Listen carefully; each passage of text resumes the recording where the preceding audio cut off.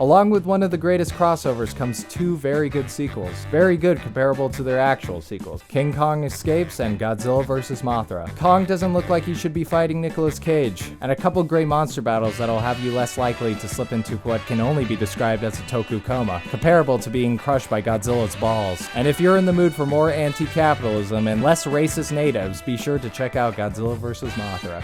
But now I'll get to a sequel that has much greater importance. Flashback, it's 1970. Dustin Hoffman is on the height of his career with such fantastic performances and memorable ones as well. The Graduate, Midnight Cowboy, and Nobody Gives a Fuck About John and Mary. All those classics pale in comparison to his magnum opus that is Little Big Man. A western that is based entirely on fact. I think. Not only is it a history lesson, but it also teaches the plight of the Native American, revealing the sorrow of the West and how many nuts one man was able to bust to survive. Believe me, this is going somewhere. Flash forward to 2007. A full 37 years later, a sequel is finally made from Little Big Man to Big Man Japan, showing how the series has grown from the small Hoffman of the desert plains to the big man of the Japanese peaks. Now don't pinch yourself because you're not dreaming.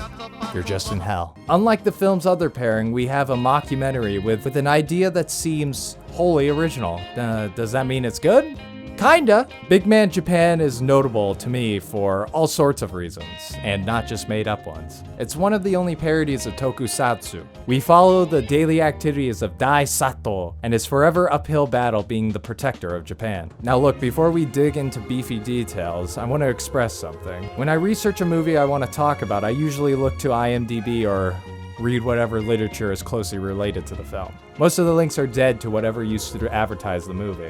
What I'll talk about is up for interpretation, or what I've assumed with the mob hierarchy of actors I dug through. A notable point to start with would be the director and star of the film, Hitoshi Matsumoto, a fairly known comedian in Japan. Other than that, I wasn't too familiar with his other works to give it a chance before writing this review. All I knew was the film, and the concept that gathered so much attention. Including mine! Think about it, interviewing a man behind the persona. Already, it's something I don't think we can claim to have heard of, and it could lead to all kinds of funny situations. And then the actual film is...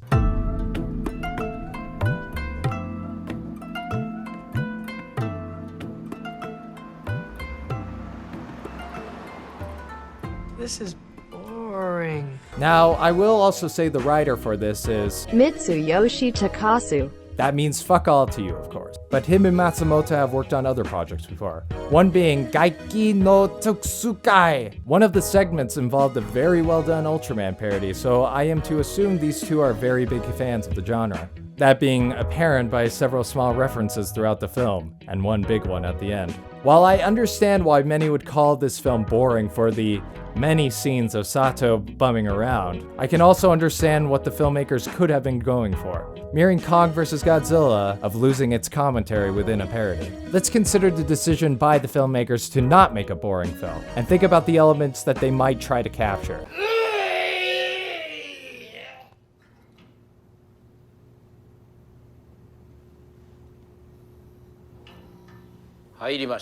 What we have here is a character study of a toku protagonist. Think your Hayatas or Dan Moriboshis. What?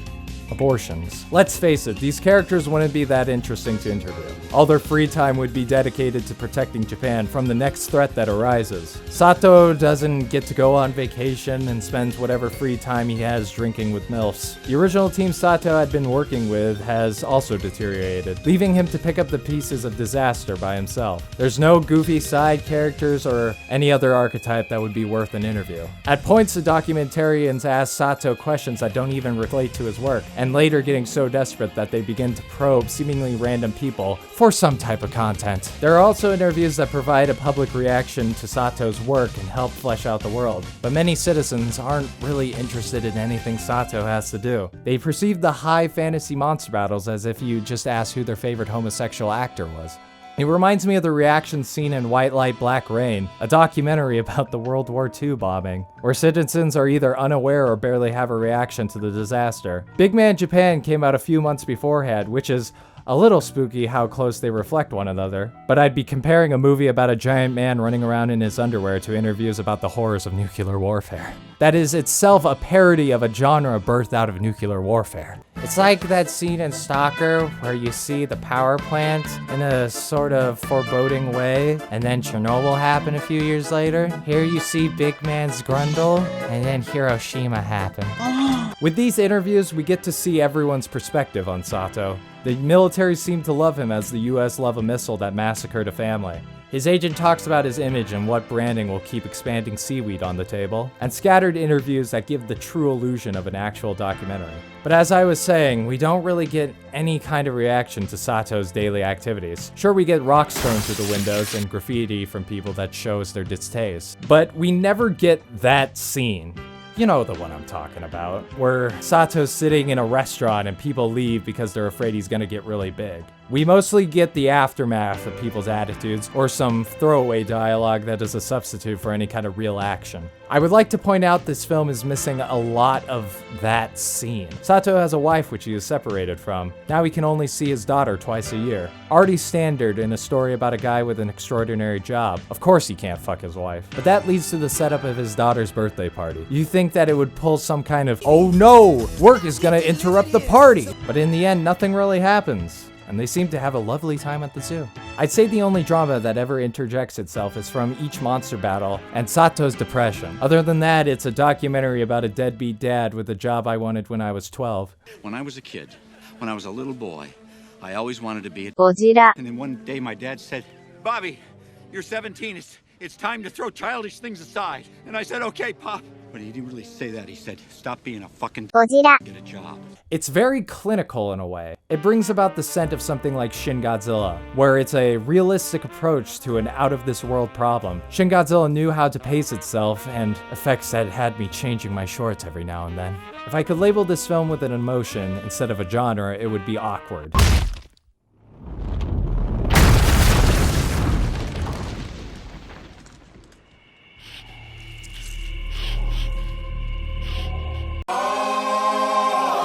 Not only in dialogue, but also in many of the monster fights, as you can see with the very apparent CGI that looks more fitting on the Kinect.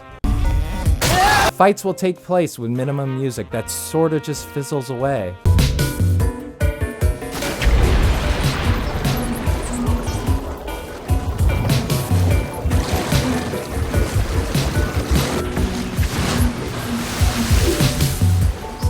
It's as if the fights are kinda just there because they needed to be. Sometimes they come from Japan and other times from North Korea.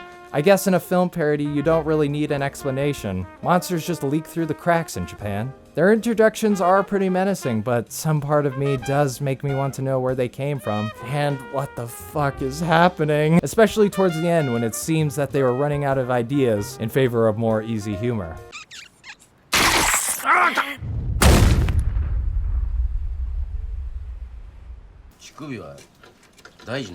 A lot of information is just dropped on the audience towards the end. A tragic backstory, a ballad, and controversies that are used as a quick laugh instead of some kind of development. There's definitely a tone problem. Throughout the story, Sato has worries about not being able to continue his family's legacy, with each threat becoming a new challenge for him. He dedicates a large amount of his time to his grandfather, who is suffering from dementia. It lets us see a side of Sato's life that is a bit too real?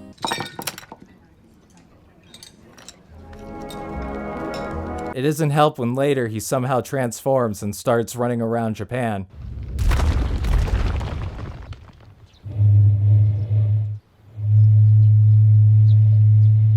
Do you see how this is a little inappropriate? It did make me laugh, but the tonal whip could give someone such bad whiplash you'd be praying for Godzilla's sack again. Off its concept alone, you could go in knowing nothing about rubber monsters and enjoy the weirdness. I find the ending the funniest part.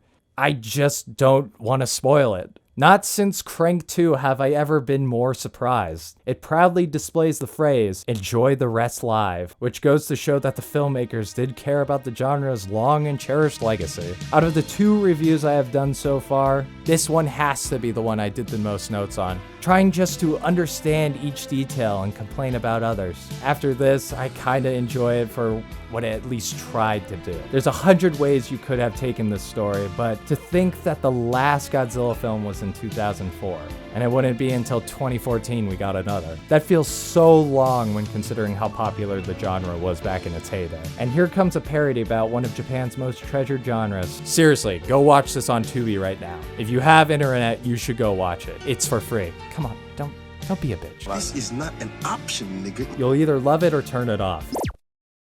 If anything, appreciate what it predicted. CGI kaijus instead of suits. Low ratings. Barely any TV spots. We should be thankful for all the kaiju content we have right now, and not fight about a monkey and a lizard fighting. Appreciate that even after all these years, we're still seeing monsters do what they do best.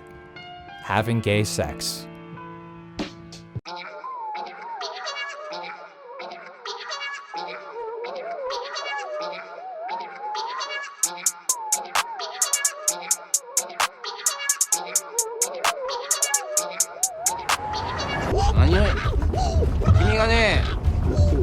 そうやって興奮したってね、女性の方が全く感じてない。